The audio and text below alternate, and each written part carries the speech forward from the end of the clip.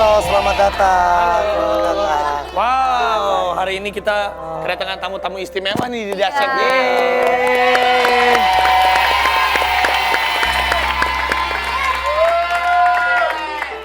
Ada. Halo, apa kabar? Gimana Mbak, lo buat kita, boleh nggak kita ikut belajar? Halo, seperti itu. Halo. Halo. Jadi kita datangan teman-teman yang benar-benar inspirasional banget. ya. Mereka ini kalau kita boleh kenalan dulu namanya, dari ujung kiri ada Angki. Angki. Angki.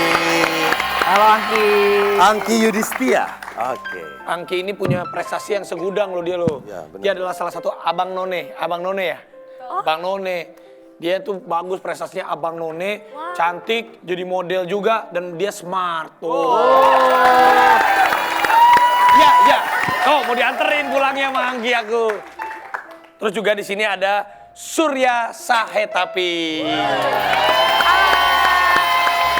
Surya Sahetapi ini adalah anak bungsu dari pasangan selebriti Mbak Dewi Yul dan juga Om Ray Sahetapi. Tuh. Tuh, dan yang pasti prestasinya juga ada. Benar. Segudang pula. Anak nomor 3, maaf salah. Anak ini. Ya lu ah. Ini biasa namanya. Maafin. Maaf ya, yang salah ini. Lu salah, lu tau gak lu ya, anak nomor 3. Jadi Surya ini pernah magang di kantor Gubernur Jakarta. Betul. Terus mensosialisasikan cara berkomunikasi menggunakan bahasa isyarat. Benar. Karena kan di luar negeri kan juga udah sangat sangat amat gencar ya, semua orang yang memang membutuhkan bicara atau komunikasi dengan isyarat tuh bener-bener sudah diakomodir gitu sama kebutuhan di luar negeri. Gampang berkomunikasi. Tuh. Oke, nah kalau Angki juga ini mendirikan T-Sable Enterprise untuk memberdayakan orang-orang yang memiliki keterbatasan. Luar biasa banget niatnya ya. Bener. Dan Angki mengalami ketulian sejak usia 10 tahun karena konsumsi antibiotik waktu itu ya berlebihan. Baik. Aku tuh pernah inget ya waktu itu Angki pernah cerita. Angki, aku lupa. Tapi pernah ada yang kamu ceritain itu loh tentang kamu pernah mendengar yang apa? Aku lupa deh, yang suara bayi atau apa inget gak? Oh. Nih ada cerita nih. Gimana Ini ceritanya? Gimana? Aku punya anak satu. Angki nih punya anak satu. Jadi ketika waktu itu aku lagi hamil, ketika rasa khawatir itu ada, takut tidak bisa mendengar anakku nangis. Oke. Jadi makanya aku harus menggunakan alat bantu dengar. Ya, jadi Angki tuh takut saat anaknya lahir, dia tuh takut gak bisa mendengar suara. Suara anaknya. Ya. Nangis gitu. Jadi sekarang kalau misalkan anakku nangis, sering nangis, jadi kita copot aja ya aku. Jadi Oh, kalau sekarang gak ada. Pusing malah jadi. Jadi kamu tapi bisa mendengar anak kamu Jadi nangis. kalau misalkan aku nggak pakai alat bantu dengar, jadi kalau misalkan anakku nangis aku nggak tahu. Jadi dia sudah terbiasa manggil mama, mama gitu. Jadi terbiasa berkomunikasinya dengan berkomunikasi dengan Menoel.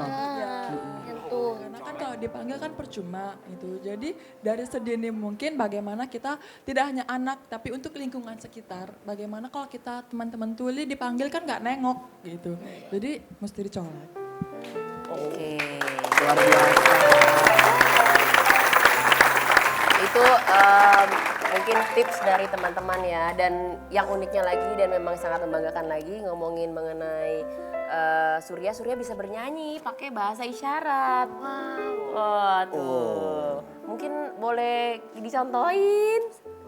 Dan kemarin ke luar negeri kalau nggak salah dapat pertukaran pelajar ya? Ke luar negeri mana ya? Iya betul, saya cerita dulu, saya tuli. Saya nggak mau dibilang tunarungu karena saya nggak bisa dengar, tapi pakai bahasa isyarat komunikasinya. Saya bangga karena saya tuli. Dan Tuhan sudah mengambil pendengaran saya, tapi cara komunikasi saya bisa lewat tulisan atau lewat bahasa isyarat. Jangan panggil tunarungu, karena tunarungu itu perspektifnya kasihan. Saya tidak mau dikasihani. Bahwa disabilitas itu juga punya kemampuan. Jadi pengalaman kemarin saya ke Amerika, pertukaran pelajar. Saya masuk di NASA, saya datang mengunjungi NASA, masuk ke White House, dan ikut sidang PBB. Karena di Amerika itu sangat ramah disabilitas. dan membuka kesempatan untuk disabilitas. Dan artinya apa? Indonesia harus ramah disabilitas juga. Dan saya memperjuangkan hak-hak teman-teman tuli untuk sosialisasikan bahasa isyarat di Sindo dan teks bahasa Indonesia di televisi. Kenapa? Karena di televisi film-film Indonesia tuh belum ramah disabilitas untuk teman-teman tuli.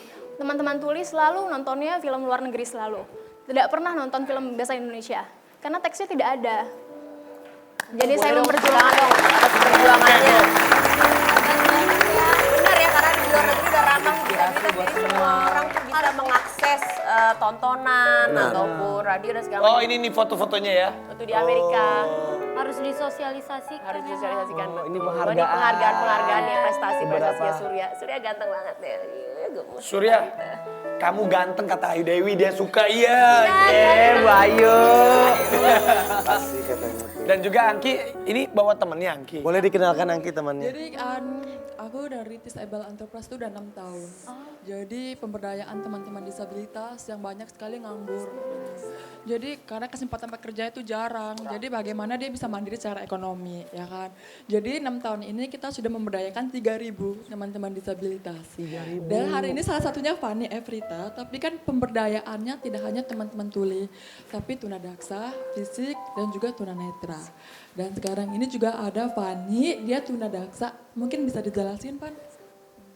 Fani sebelumnya dari Pontianak merasa keterbatasan ini menjadi penghalang kita untuk berkarya, penghalang untuk menciptakan mandiri secara ekonomi, susah dapat kerja. Oke. Setelah itu Fani di Jakarta merasa menjadi disabilitas itu bukan menjadi kutukan tapi menjadi sebuah berkat gitu, karena kita bisa berkarya dan di Jakarta kesempatan lebih terbuka.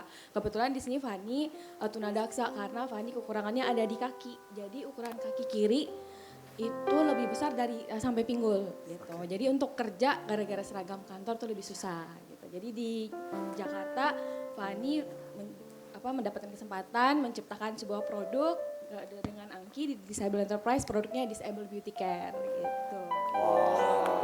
Luar biasa. Ini yang sangat menginspirasi ya. Hebat, tapi kalian bertiga ini orang-orang hebat, kita salut sama kalian. Apapun yang terjadi, kalian terus bisa memberikan motivasi juga buat orang yang di luar sana.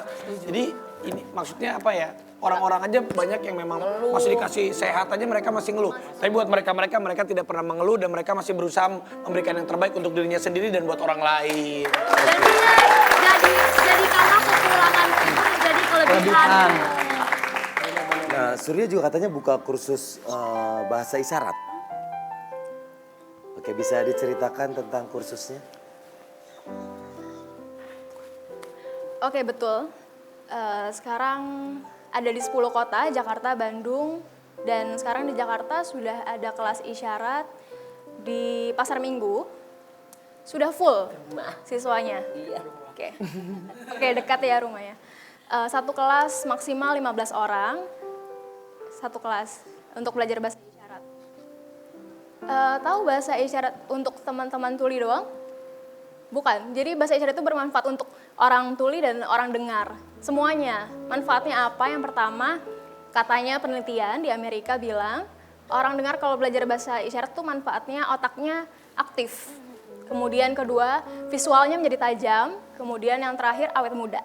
Wih. Iya benar. Nasihat yang terakhir ya. Tapi ya, Bu Ayu, Raffi, tapi emang sosialisasi ini udah aku rasain juga karena di universitas aku tuh sekarang udah ada namanya pelajaran hukum isyarat. Jadi dosennya Ada yang kayak gitu. Jadi biar ya nggak ada bedanya kita semua gitu.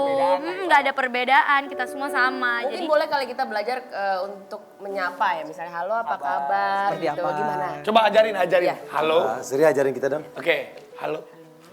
Oh, apa? Halo, apa kabar? Saya cinta kamu. Ayo deh. Kamu cantik apa? Kamu? Oh, cantik ini. Oke. Kamu bukan cantik, dia tidak cantik. Kamu cantik. Surya untuk dari nggak tahu sama sekali sampai bisa, itu perlu waktu berapa lama ya?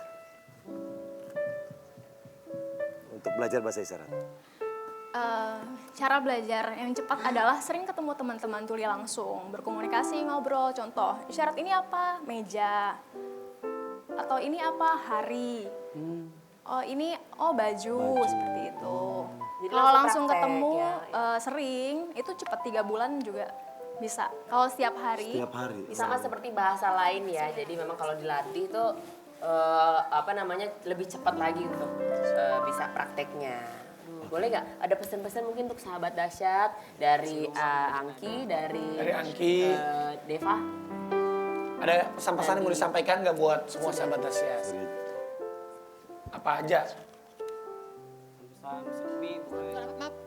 Pesan-pesan apa aja buat Untuk semua? sahabat dahsyat lah yang menonton gitu. Oke, kalau dari aku sih pesan-pesan aku cuman ini, disabilitas dan non disabilitas itu sebenarnya sama, nggak ada bedanya.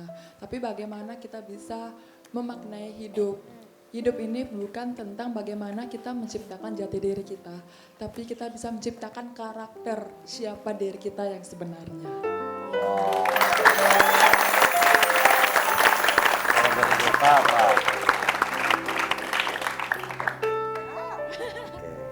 Kalau dari Fani, mungkin karena Fani udah menghasilkan produk, pesan Fani untuk masyarakat Indonesia lebih mengapresiasi produk-produk lokal. Oke, sukses Fani buat produknya. Surya, apa ya? Oke, saya mau mengingatkan, kita itu sama. Saya berharap apa? Sebetulnya saya merasakan hambatan teman-teman disabilitas itu apa? Banyak. Banyak orang-orang yang belum paham kebutuhan disabilitas itu apa. Jadi, ayo belajar untuk mendalami dunia disabilitas dan belajar bahasa isyarat. Tidak ada kata terlambat untuk belajar seperti itu. Sudah belajar, ketika kita sudah belajar, kita bisa membangun Indonesia untuk bersama-sama. Luar biasa. Terima kasih. Ini tepuk tangan. Oh ini Terima tepuk kasih, Pak. tangan. Oh ini tepuk tangan. Terima kasih. Terima kasih Surya, terima kasih semua. Terima kasih Gini, terima kasih. Sama, ini sama-sama. Terima kasih. Terima kasih. Ini sama-sama. Terima kasih, Ih, keren banget. Semoga kita sering banget bertemu dengan orang-orang yang inspirasional seperti Semoga mereka ini juga ya. bisa menjadi inspirasi buat sahabat dahsyat di rumah. Amin.